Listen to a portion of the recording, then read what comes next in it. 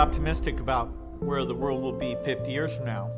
I hope I'm around to see it, but I think we can already see the shape of things in some ways. The human population, which was growing at a very rapid rate, is now growing at a slower rate because as we become successful, families have chosen to have less children. And so we can see a peak population that makes it possible to think about living within the resource constraints that we have. We can also see a decline in violence. It's amazing now because we hear about all the violent things around the world, but every century the world has had a lot less war, a lot less violent deaths, and we've come to value the work that's being done but in other countries, making great products, and really think together about humanity's common future. The pace of innovation will need to surprise us in some ways. What form this great energy source will be that will avoid us destroying the environment. That's an invention that's very, very important. How much care will we give towards making sure that the poorest several billion are not completely left out? There's been a little bit of progress there, but the inequity level still should concern us quite a bit.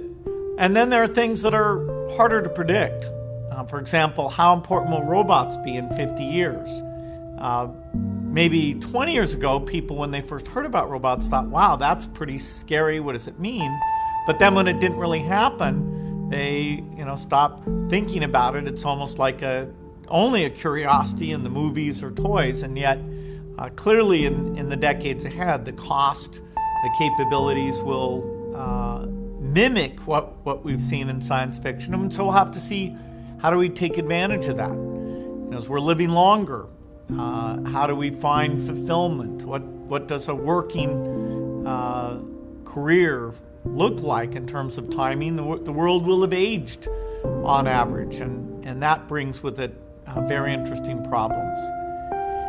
And so it's not without challenges, but the path of extended lifespan, more science, more global understanding, sense of our common humanity, more education, more ability to watch a great course and not give up the curiosity that you're born with, but try to think about the world and where it can go and how you can contribute to it. I think all of these things are taking more advantage of our innate capabilities and will allow us to make 50 years from now a far better place than even what we have today.